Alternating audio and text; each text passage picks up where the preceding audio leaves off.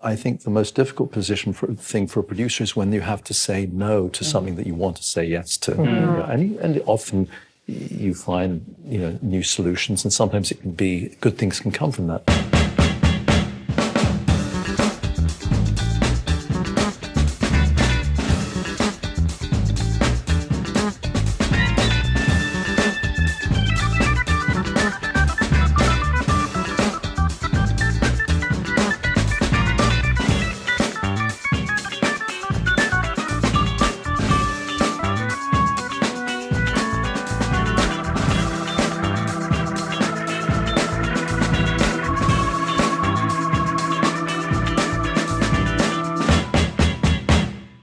Thank you so much for joining us for the Hollywood Reporter Producers Roundtable, and thank you all for joining us. Just to begin with, I am hoping everyone can tell me what is the moment as a producer that had you sweating the most? It can be on this movie, it can be on your first movie, it could be on not any movie at all. Seth, I'm looking at you first, so I am calling out you right now. Sure. I think on our movie Sinners, we shot that movie very much, in the outdoors. Our production designer, Hannah Beekler, designed almost all the sets you see from the ground up, and we were in the elements, but the weather wasn't always too kind to us. I'm sure you guys can relate to that. So some of our sequences, we had to, we spent a lot of nights in Ryan's trailer trying to figure out how we can, get back to shooting.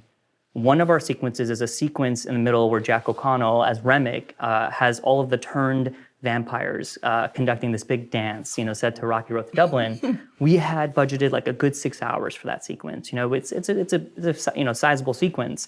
It just so happened due to all those weather delays, we ended up finding ourselves with only an hour and a half to shoot that. And we were like talking, Ryan, my partner Zinzi and I, we were all talking like, should we try and punt this? But we might be able to get this. And Ryan was like, let's go for it. And we literally came together as a whole crew. I've never seen this happen before. Everybody was unified to pull this off. We were racing up and down to the hair and makeup trailers, to the ADs, people, locations were helping with shoveling, and all the things. And we had to do, 100 extras and special effects. And the sun was coming up, and these are vampires, so we can't have sun, in a vampire movie. And guys, we barely pulled it off, and it was gorgeous. I genuinely think if you watch the sequence, you can feel all the performers are feeling that pressure. And, we finished, and, we hadn't slept for 24 hours. We had to go sleep for the next night, but we all went and had empanadas because we had so much energy still from that experience. I mean, what a way to end a stressful day with an empanada. That's how you got to do it. Sara, what about for you? I'm sure that we all had our pandemic moments. On Licorice Pizza, we were one of the first productions at the Gate in LA. And the reason that we had been in such a hurry and we had sort of rushed into production is because we were going to lose Bradley Cooper to another show in Canada. We had like 4 days to shoot all of his sequences. And there was this one moment where he sort of has an altercation with a young kid at a gas station. That morning, it was a similar situation where we didn't have a lot of time, and it was like a dusk shot, and it was a oneer, and it was this beautiful thing that they had rehearsed the whole time. And then I get a notification from our COVID team that we had a false positive, but we had to retest one of the background. And I was like, ooh, which one? And it was the kid that Bradley Cooper is supposed to have an altercation with. And they get up in each other's face. So the rehearsing, we're just standing there basically waiting for the next test to get cleared. And for like an hour, they're rehearsing this thing. We're just standing there waiting for the test results to come back before I'm going to have to shut the whole scene down Anyway, it came back positive like 10 minutes before we had to roll on that shot. I mean, it came back negative. Oh, good. 10 minutes. Like, that's not a happy ending. We got an all clear like 10 minutes before we had to go. But it was quite stressful. Also, it was scary times of pandemic where you didn't know how bad COVID was going to hit somebody, so it was a nightmare. Marc, I saw you nodding along. Is yours COVID related too? I have a COVID story, but I'll tell a different one. That I was making a film with the brilliant actor Ryan Gosling, something we'd developed together called Drive, about a getaway driver in Los Angeles. It's a beautiful script. Hassamini wrote the script, and we were on the set the first day, and Ryan, who has a very specific process, said, this is a character who doesn't speak much, so I don't think I'm going to say much of this dialogue.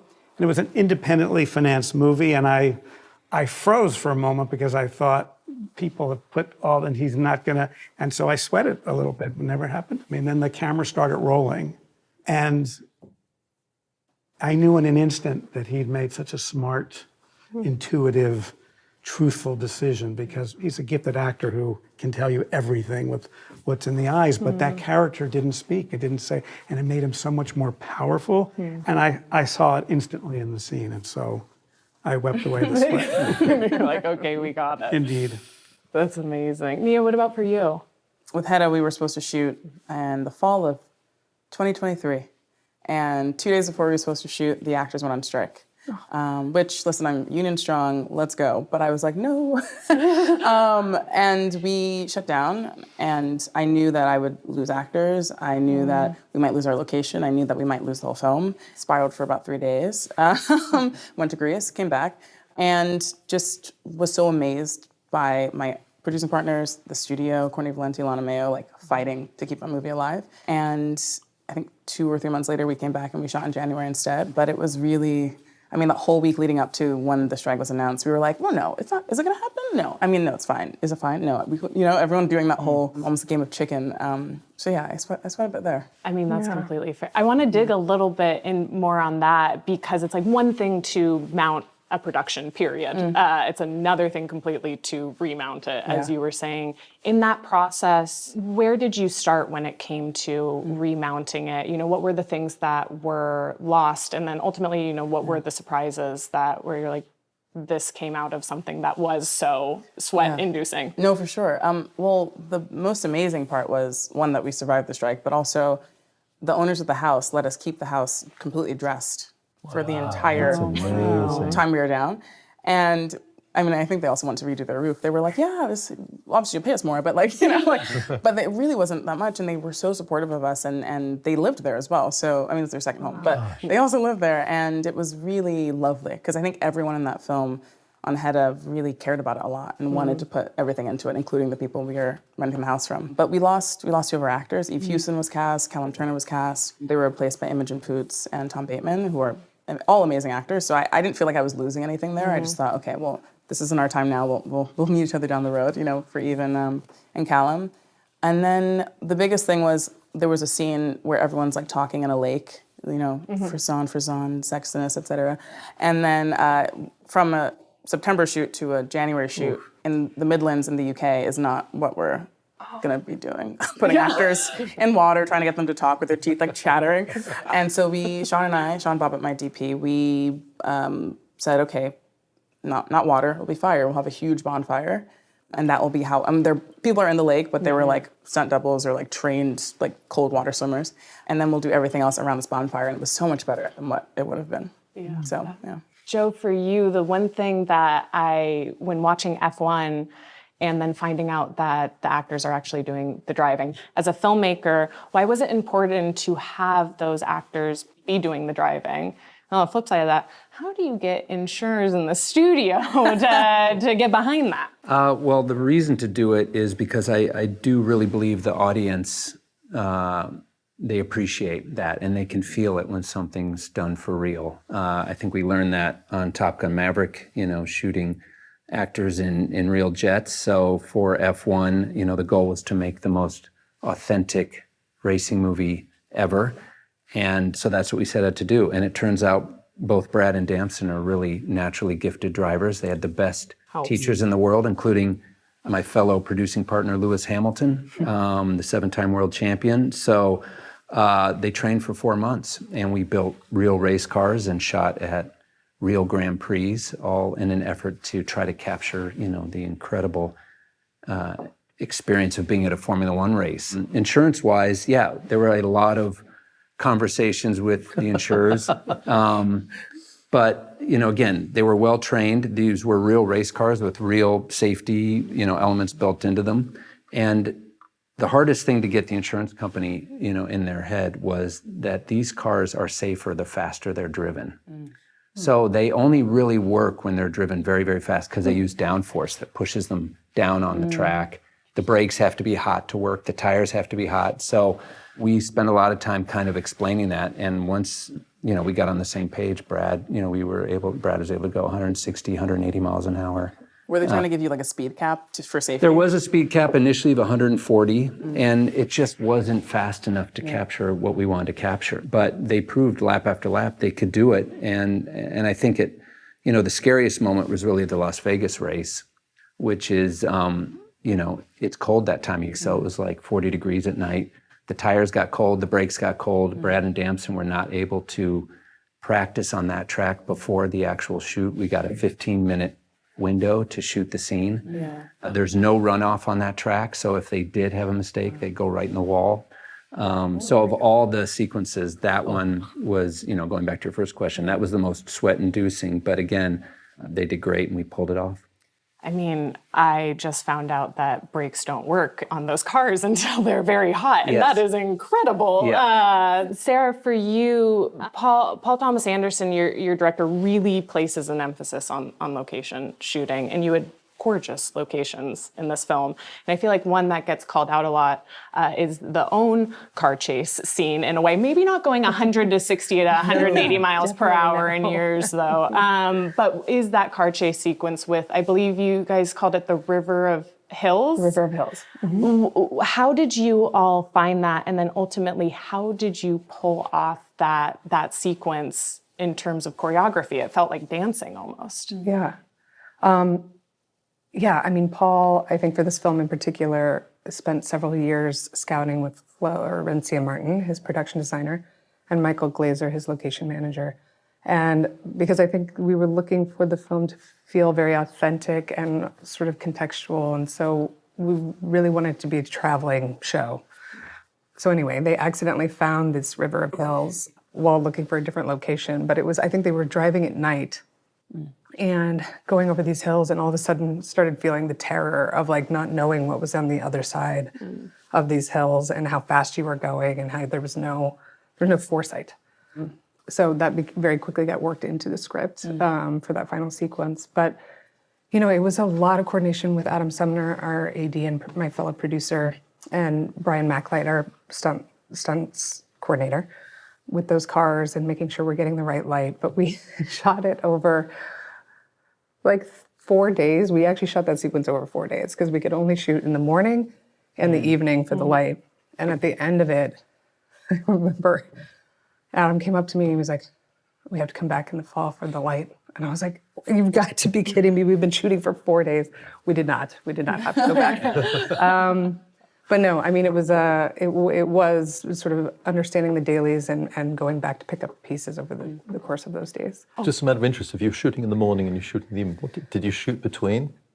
No, we were in the middle. There's nothing else to shoot. Wow. What was so incredible to see in your movie, and you touched on it, is just how much of California is shown. And there's such a conversation right now about getting productions back into California. So I'm wondering, and this is a question for everyone, what is it that can happen here that will bring you back to film in the state? Several of you have filmed here. What would you like to see in order to bring productions back here? I mean, I think for me, I try to go to the most authentic place to shoot. What's unique about Los Angeles is that anything you need is here, unless you need to shoot in I was gonna say desert, but also that's here. But actually what I love about California in particular is that California is a state that has almost every kind of terrain, every kind of ecosystem. It's really a beautiful state. It's my favorite state, but I'm from New York City, that's my favorite city. But to me, it's really about like, is it set here? Like because I know there's like tax credits and incentives and all these things, but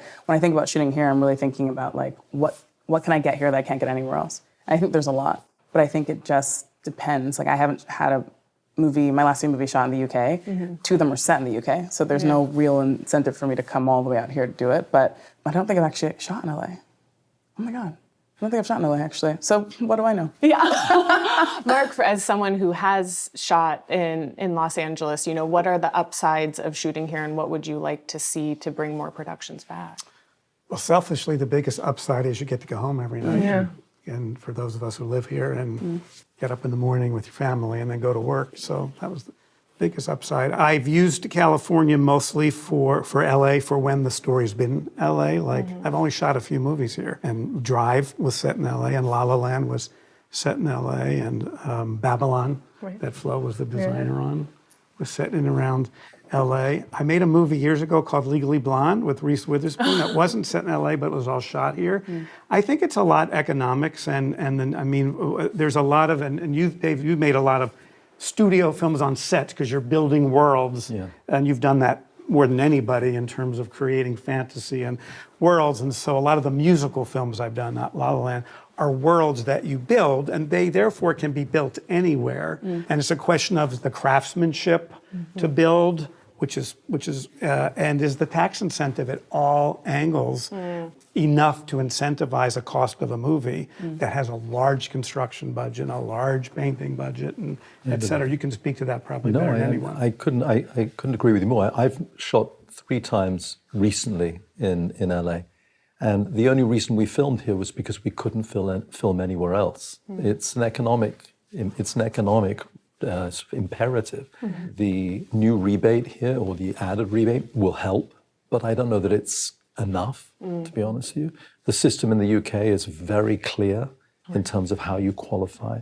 There's no limit to, I mean, you even get credit on back end. It's incredible. And we have great crews, and I mean, this film I just produced, we worked with British crew in the UK. It was fantastic. We shot here mostly with an American crew because a part of it took place in Los Angeles. When I produced Once Upon a Time in Hollywood, can't shoot that anywhere else. And we did get the tax credit, but I think, as you say, it's about the pleasures are undeniable, the quality of the crew is undeniable. But it's an economic choice, really, unless you have no, and something like Once Upon a Time in Hollywood, you have something like A Marriage Story, something like Jay Kelly, you have no choice. Yeah. And I did want to ask you about Jay Kelly. That is your 3rd time working with Noah Baumbach as a director, correct? And I know I know you've worked with him as a writer a little bit. As a writer on Barbie. Yeah, I am wondering, when you work with someone over the course of multiple productions, how does your collaboration grow? Is there a greater understanding? What from moving from Marriage Story, now to Jay Kelly, do you understand about each other? Do you understand about Noah and his needs? I just think it's about communication and understanding. So I understand now that Noah requires a lot of rehearsal. So you've got to carve that out in terms of the deals you're making. He does a lot of takes, but he always makes his days. He's very efficient in that regard, but he does many takes in searching for the exact performance. But understanding his needs, that's evolved over making 3 films. And the ease of communication. He's a producer too, so there's a certain amount of pragmatic, but as a director, that pragmatism has a limit. And he is forever, as he should and as you want, is pushing the boundaries of what is possible. The pleasure of now the 3rd film is being able to say, please stop. Going back to your first question, I think the most difficult thing for a producer is when you have to say no to something that you want to say yes to. I think that really is and often you find new solutions, and sometimes it can be good things can come from that, obviously. But so working with Noah, I think it's really a privilege and a pleasure.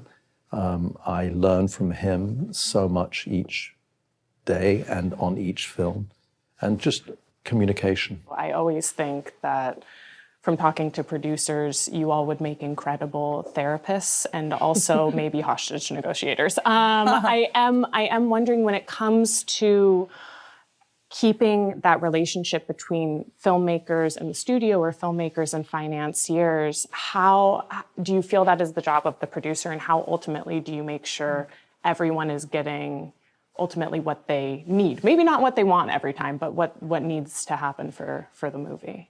Seb, I'm going to you again. Yeah, no, I mean, I would say that's definitely one of the jobs that, one of the hats we definitely wear. I mean, on Sinners in particular, this was Ryan's 5th movie, and he's done so well for himself, undeniably, but this was going to be an original movie for the first time, and it's a deeply personal story for Ryan. On paper, maybe it's some of the things that studios wouldn't necessarily look for. It's period, predominantly Black cast, musical elements, there's vampires in the movie, but they don't show up for a while. So it's like we were going for something very bold, but we were really fortunate with our studio, Warner Brothers, Mike and Pam, Jesse, the whole team over there. They were actually quite understanding. And of course we had challenges in making the movie, who doesn't? But I think this was, I've known Ryan now for so long. We went to film school together. I helped produce his first movie, Fruitvale Station. All those years of collaboration, I think, just like you were saying, like it's definitely been a matter of communication. I think we've had a much larger trust in each other, and Zinzi Kugler, our other partner, and our department heads, we've all worked with together so many times, and I think Ryan has just reached a level of comfort with every one of us that he's good to push us, and we're there to help support him and make it happen. And in this particular case, we're really grateful it kind of worked out. Yeah, definitely. Marc, I am wondering, what are certain things that you are willing to fight for and certain things that you are willing to let go of, and how do you decide that? Right. Look, I think all of us as producers work to create environments for which our creative team does their best work. And it starts with the filmmaker, and every filmmaker is different. It's communication. In the same way that directing an actor, some actors have this kind of process and some have that, and a good director will find the language and the grammar to get the actor to go where they want. And it's no different for a producer. So I think we look at each environment, meaning some directors are strong at certain things, some are strong at everything, some aren't. Some need you right next to them at the monitor. Some do a little better when you step back and you come in, you find your way, and then it's not one size fits all. Yeah. And I do think it's our job in the financing and studio side to be the navigators of that, to be good partners. I'm a big believer in being a good partner with my studio, my financier. They are taking risks as well. But I am always aware of the line over which I don't want to go. And so to give a specific example, and I have extraordinary partners on the Wicked films, Universal, couldn't have been better. But Nathan and John Chu, Nathan Crowder designed to come up with this train that was very significant to me, that takes the characters from into the Emerald City. The movie could exist without a train. The story doesn't change, but I intuited and understood not only that their wants were there, but I felt it was cinematically, you need to go somewhere. It was such a big moment for this character to go, and I knew cinematic needed to have something. And the budget was big, and I want to cut back. So that's a fight I'm willing to do, but it's backed up with the intention of what we're doing and why we're doing it. Yeah, definitely. It's about making sure that balance stays there, that you're never, it's never going one way or the other. That's more. right. Joe, I'm wondering for you as a producer, but also as a director, at what times are you putting on your producerial hat, and what times are you putting on your filmmaker hat? And are you leaning on your producers to be able to be like, to say the please no, or this is... Well, I'm here as a producer representing an amazing lineup of producers we had on F1 with Jerry and Chad from Bruckheimer Films, Jeremy, Dee and Brad from Plan B, and then Lewis Hamilton as well. So I had an amazing group around me of incredible experience and incredible taste. So for the most part, as the director, this movie came out of a dream to shoot a film, at live events. But certainly the producer side understood that it's a little bit insane to shoot your film in 9-minute windows, putting it all on the line every single day. But I felt like I had such a great team around me and such an amazing crew that everyone kind of rose to the challenge. And yes, we certainly had some headwinds, the SAG strike, which, delayed your film, hit me on day 6, where I lost 4 of my actors. But because we were based in the UK, it was largely an equity show and a UK crew. So I switched from first unit director to second unit director and continued shooting for 38 days and was able to kind of keep the crew working. And actually, as we find when adversity strikes, in the long run, it can be a really positive thing. And for our film, having, the ability to have a little downtime in the middle and then come back and finish it up the second year made the film better.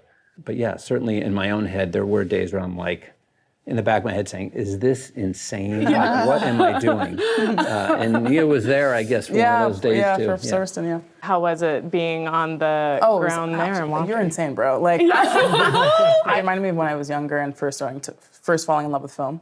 Because my feeling was, you can do anything in this medium. And to be on set when you have Javier Bardem and Tobias Menzies like doing these takes over and over again, like camera rolling, and then there's a race that's about to start around you. I was like, this is amazing. Like, of course you can do that, because so many people would tell you can't do that. That's not possible. But when you have yourself and the producers that you have, you find that actually anything is possible. So it took me back to what I love about film. I love that. There's several movies that are available in premium formats. Several of your films were. Sev, for Sinners, you all went into production with knowing that you would be offering several of these for exhibition. How important was that in terms of pushing for those premium formats? And what is it that you think audiences are drawn to about these, especially younger audiences that seem to be going to these more and more? Yeah, I mean, it was a major drive for us to make the movie the way we did. And, when we were in post and we were getting close to the release, we knew we had made a good movie. We really believed in it. But the question is always like, will the audience show up? That's always a question today. And I remember we were, having one of those late nights in the edit, talking about, if only there was a way that people could know how much we put into this film, specifically the way we shot it, large format, combining these various types of film and all the trouble our amazing cinematographer Autumn went through. And Ryan one day was like, what if we just tell them? And we just had Ryan for 10 minutes talk about different film formats, the way we shot Sinners and why we shot it that way, and specifically like what are the various ways you can see this film. If you want to go see it in theaters and what the differences are of various of these films, we put that out there, and I genuinely think it made a real difference, because I think people saw Ryan's passion for the medium, and I think it really just educated them that there's ways you could see films in theaters. So it was a big deal for us. I was telling Joe I saw his film in 40X, like spilling my popcorn everywhere because the seats were. I think I'm a big believer in the theatrical experience. I always say, like, I don't think there's any bigger impact culturally than a film that sweeps theaters across the world. And the fact that our movie worked the way it did, and people were seeing it multiple times in different formats. It was a big deal for us, because I really believe in the idea of people seeing a movie in a communal space. Yeah, definitely. And Sara, for you, I know you had the Vista Vision, which is incredible. What was it like being able to offer that, and ultimately, what did you learn from that experience, seeing these screens? We'll start there with that look. And ultimately, what did you learn from audiences' interest? Yeah. No, I mean, it was actually coming off the heels of Sinners, actually. I think that the studio was really, embracing, although we had gone in shooting Vista Vision and always planned that. And I think for Paul, that's part of what he loves. I mean, he was also like, well, we've done 70 millimeter. What else can we do? And so he had started looking at the Vista Vision cameras years ago, and we had experimented a little bit on a music video that we did for Tom York. But at the time, the cameras weren't ready. There were very few of them, and they hadn't been properly refurbished. And there were a couple that we had heard rumors about that were going to be, becoming available. So anyway, as we started planning the shoot, we finally did come into like having Giovanni Ribisi actually had the best models. He has been refurbishing them for many years. Wow. Yeah. Giovanni. Yeah, Giovanni. Anyway, we went into the production. I think Paul was very excited. We also had the privilege of watching our film dailies with the Vista Vision projector as well. And so we could see how magnificent it was, just so much texture. And I think from the get, that was something Paul wanted to infuse into the theatrical experience. So we also then therefore had to start very early on the projectors, because they also didn't exist in, we, at the time of the release, I think we had 4, Boston, New York, LA, and London. And it's beautiful and magnificent, and I hope that people continue, and I think they will, and already the cameras are being used. But it was because of Sinner's success, I think, in all the formats, that Warner Brothers really embraced that as well, and sort of set us up for success with these projectors in these specialty locations, as well as the IMAX and the 70 millimeter. So, but yeah, no, I mean, I think it's part of the like retaining and like eventizing the theatrical experience right now, and I think we kind of all have to lean into it. Yeah. And continue to educate the youth, because that's who's going to the movies and they love it. So I think they're eager to see the large formats, and it's become rather competitive, the window. I also love when they're different ones, because the reason why I saw One Better After Another twice is because I saw VistaVision, but I love IMAX. I'm a big IMAX person, and I was like, what would 70 mil IMAX be like? And so a friend of mine who also saw VistaVision, we went and saw it 70 mil IMAX, and it was just comparing the two and like talking about that. Like I think that's another way to inventize, not just watching it once, but going again. Yeah, which is for sure. awesome. It's also transportive on a big screen. Yeah. And people to come out of your life for a little bit in this world we're living in. That's what film can offer, cinematic experience can offer. So Transportive and immersive. and immersive. Yeah. Well, it's funny. I think I went to see Top Gun. I think the IMAX was sold out, and I went to see in the Dolby, and I thought I was going to lift out of the theater. It was like shaking and rumbling, and it was. Great. The great thing about these premium formats is you also know the theater's going to be set up to spec. So the volume's going to be turned up to 7 and the bulb's going to be bright and you're going to get that reference quality. And, I'm sure we've all been to preview screenings where you show up at, a neighborhood theater and So true. and you see just kind of what the standard is out there. And so with these premium formats, you're going to get what the filmmaker intended. And I think that's so important. And I encourage all the exhibitors, to try to get that standard. There used to be something called THX where you knew everything was going to be set up, but that's so important now. Like we're saying, we got to get people out of their homes, off their phones, into the theaters, and give them an experience that they won't forget. And the theater can do that when it's done right. Yeah. This is making me miss ArcLight Hollywood, because I remember growing up, that was like where you knew you were always going to get that exact experience. Fun fact, I proposed to my wife at the ArcLight Hollywood. Oh my God. Natalie, Yeah, we got to reopen ArcLight Hollywood if for no other reason. It's like, I'm so confused. Wait, I heard a rumor. I've been that seeing that heard a rumor for rumor. years. I've lost hope. I need it back so bad, guys. Like, we need it's always to a put some more rumor. costumes and get some wicked, for good costumes in the foyer. We need to get that place back open, man. The other thing you always hear about getting people into theaters is the movie star talent and how that has changed if people are going to certain talents. So many of these films have big talents in them, whether it's Michael B. Jordan or Leo or Brad or George. I am wondering, is there an inherent difference between the Georges and the Brads of the world and the younger talent that's coming up in the industry right now? Or is it about audiences' tastes have shifted? I do think there was a time in the film culture where you waited for the next movie of a particular movie star, and that was the brand, right? And I think the younger folks ask more of their brand. It's either familiarity with the material or the source, or it is the marriage of a particular actor to a story or brand where 1 + 1 = 3. And then that becomes the brand. There are very few actors, I think, that are automatic, but you put an actor people are aware of in the right concept and the right story, then it's combustible and it becomes its own brand, so to speak. In some way, that's always been the case, don't you think? Maybe, but there was a time in the 90s and early 2000s where what's the next Arnold Schwarzenegger movie? Yeah, what is the next Julia Roberts? And they're all wonderful actors, and where there was that was the brand, and you waited. Luckily, there's still filmmakers who are brands. I think Ryan's become a brand, and PTA I think has always been a brand, and so I think that's a change in the culture. Just hearing you say that, because I was watching Witness for the first time, actually.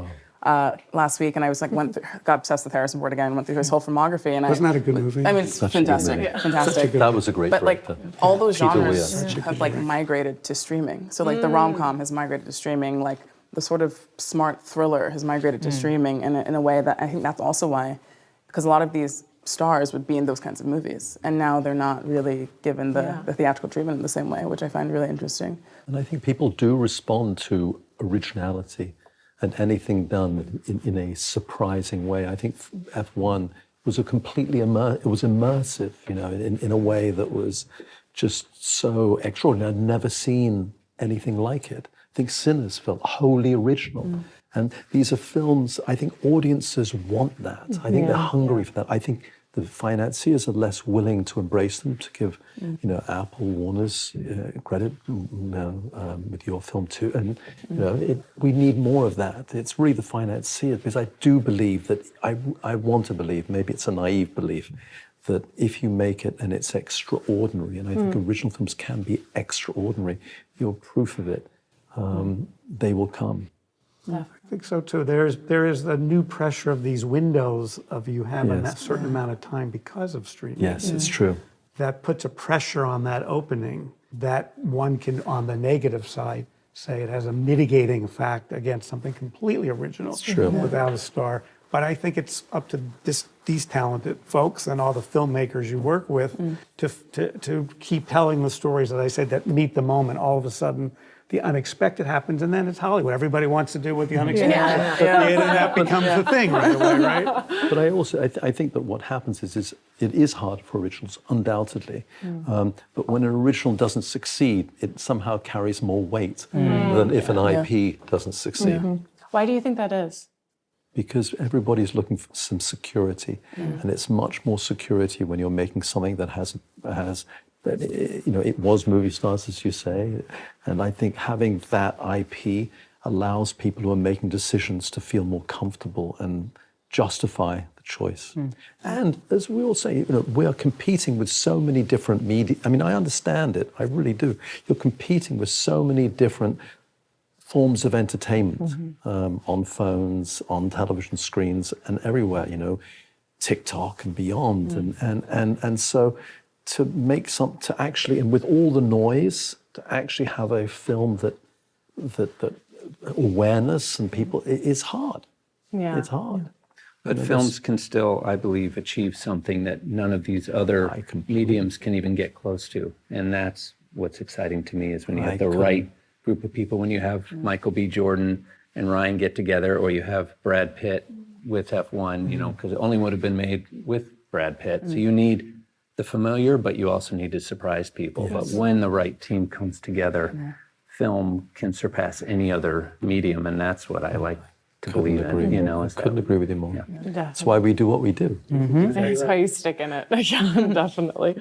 There is something that I noticed this year that reached an uptick where there was a general obsession with box office and budgets and profitability. Sara, I feel like this particularly hit with like Sinners and One Battle After Another. Are you annoyed by this conversation, or is there ever a productive conversation when it comes to something like profitability, which is such a nebulous term and hard to pin down?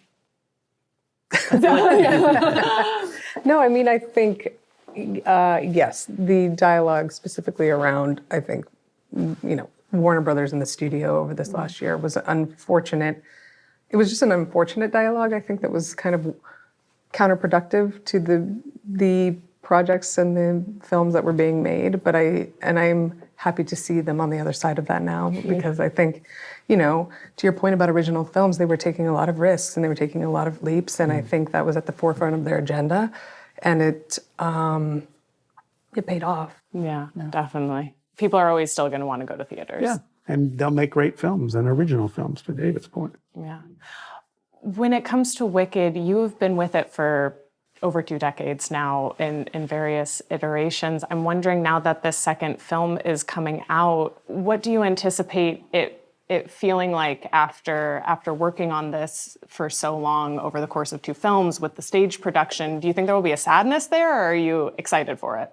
I mean, there's definitely it's definitely been an overwhelmingly emotional experience, a very specific journey than any other film. So, and the stage production it's still part of my life and my world, thankfully, but it's definitely a culmination. I started to make it as a film when I first began, and really took a left turn to make it into a musical on stage first. And so I waited until I felt I had the tools as a producer, and I had the stature to be able to make it the way I wanted to, still be a good partner with the studio. And then I was lucky to find a filmmaker in John Chu, who was, that was just the right marriage of a filmmaker to material and from day one. So it's a very emotional for me. And so there are tears. We should figure out the next incarnation. Yeah. Do you think it could exist in any other sort of iteration? Do you see shepherding that for yourself? Well, it will always be hard for me as long as I'm breathing to let go completely of Wicked, although that was another one of the challenges, to let really creative people like John Chu and my designers come in and say, we're gonna interpret it this way. And for me not to say, that's not the way we do it, it was also like honestly a wrestling match inside me, I have to say, to find that balance. But we'll say, you never know, you never know. Yeah. We are living in a world of brands, so you can imagine if our partners go like that. But let's everybody enjoy and embrace this film, hopefully, and be satisfied by it, and then we'll move on from there. It sounds like, one, you wanted the story to find the fandom, and then also you didn't want to then disappoint those fans with this. That feels like a very tenuous situation. How ultimately did you toe that line and make sure that it was something that didn't It's a challenge. David's been through it because he took the most popular series of books ever and very successfully created wonderful cinematic experiences with Harry Potter brilliantly. Yeah. It's a balance. So I had what was called we had this phrase between John and I, is this Bible or not Bible? And it's an intuition. There are certain things I just knew, this is Wicked. And, it's like any fanboy adaptation, we used to call it fanboy comics, et cetera, of what will people miss or not miss. It's one of the reasons it's 2 movies. So I didn't want to start chopping down things I knew fans would love. But the rule I had was, if there's something that's additive, and I would know if it were additive, meaning a change that worked better on film by omitting something, or something that was further elaborated or amplified, and I could see it was additive to the character and the journey, and then that was my litmus test. Yeah, definitely. David, for you, how is it to jump back into that world of something with Harry Potter that you've seen through films and now through stage, and then going back into it again, knowing all of this, I had nothing to do with the stage, but similar to Marc, it's both exciting because I think they're real opportunities, and it's exciting to see it interpreted through other people's eyes. For me, the key is finding, and I think it's true on any project, an original or an adaptation, but particularly with any project, is finding collaborators who you share a vision with, and people who are as passionate about what you're doing as you are. So there's no objective thing that people love about them. There may be certain things, but people take different things from Wicked, and the same with Harry Potter. And so it's about trusting your instinct, as you say, it's intuition, and making sure you have partners who have a similar intuition, have a similar passion for the material. And if you do that, then you're actually pretty safe. And I think that you capture the spirit of something as much as you can't do it every single element. For example, from a book, maybe different for yours began with a book too. So you can't do every element. So it's about understanding what you're doing and having partners creative partners who share that vision and passion. Definitely.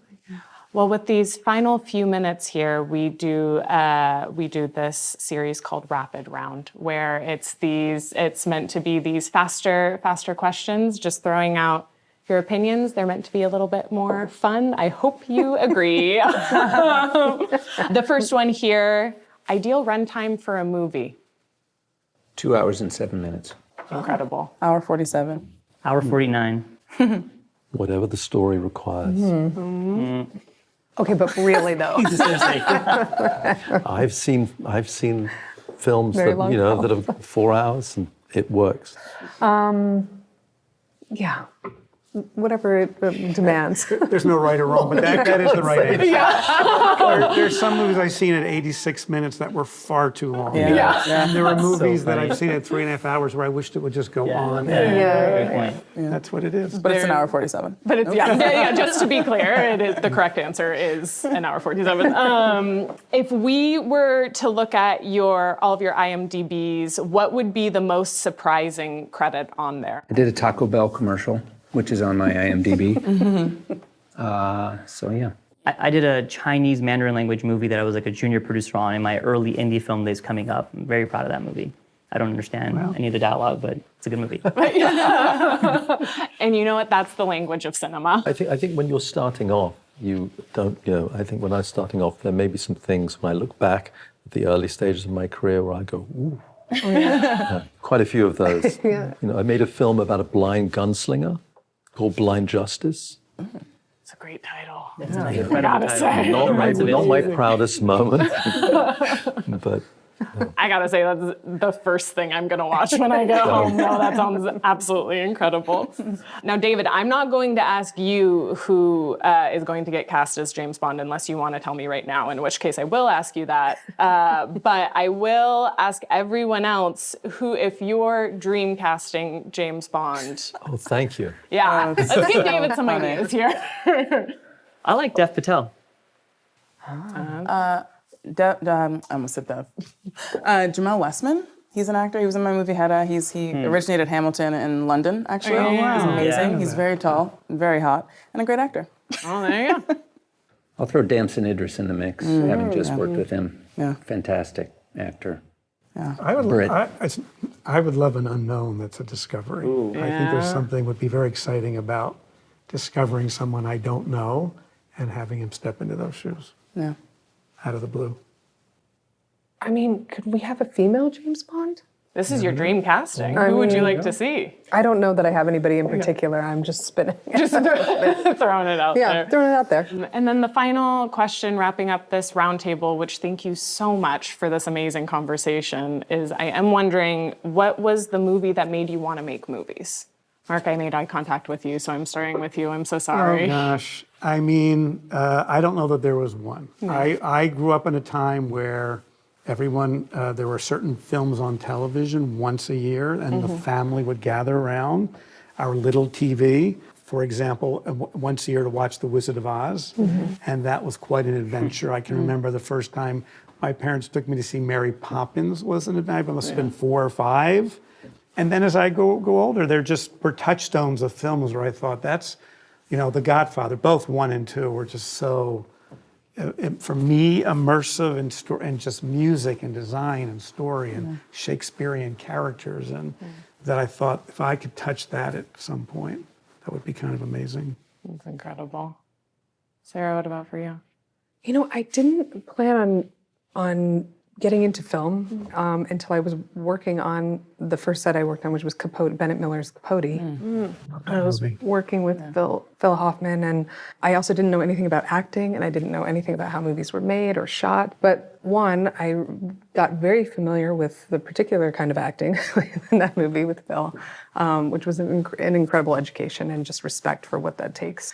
But the movie magic moment was when we were shooting in the car and the Crips had shoved a 2x4 under the back tire and we're just jumping on the 2x4 to make the car move. And I was like, magic. Movie magic. And that was the hook. Yeah. Incredible. What about for you, Nia? Godfather's one of them. It's this sort of new American cinema era, Dark Day Afternoon, Godfather, Apocalypse Now, those were my, I mean, I loved film for a long time, but that's when I was like, that's a director. That director. And then that's when I knew what my job would be inside of it. And that was what really inspired me. Yeah. I mean, for me, it was Eternal Sunshine of the Spotless Mind. That movie blew my mind when I saw it for the first time. I think I might have been in high school. It took the themes of memory, identity, love, and really maximized, to the extent that the movie possibly could, of exploring those in a really cinematic way. And I remember it's a rare 10 out of 10 movie for me where I was like, I just want to be involved in making something that might have this kind of impact on someone. Yeah, definitely. David, what about for you? Well, one of the themes of J. Kelly is, our whole life is, in a way, our life is movies. I can remember where I was when I met, what film I was working on, when I met my wife, when I had my son, etc., etc. And I think it's the same in terms of there's no one movie that made me want to be in movies. I grew up around movies, but I suppose for me, it's very similarly that period of the 70s was when I realized it might be something for me. You know, when I saw Hal Ashby movies in particular, you know, films like Harold and Maude or Being There, or, you know, were films that all of his films actually had such Shampoo. You know, I watched it in high school and I was like, what's going on? You know, were films that really were seminal films for me growing up. And I remember where I was when I watched each and every one of them. Yeah. Definitely. Joe, you're bringing us home. Yeah, I mean, the first film I remember seeing in the theater was Raiders of the Lost Ark as a 6-year-old. Did not sleep that night. 6 years old. Now I'm realizing probably not appropriate, but I don't think PG-13 existed then, so I'll give my dad a pass there. But the first movie that I think understood, you know, what a director was and what a director could create, probably 2001. Yeah. Well, thank you all so much. I have no doubt that in the future people will be saying all of these movies were the ones that inspired them to make their own films. So thank you so much for taking the time to talk about them. It's so appreciated. Thank you. Thank you. Thank you.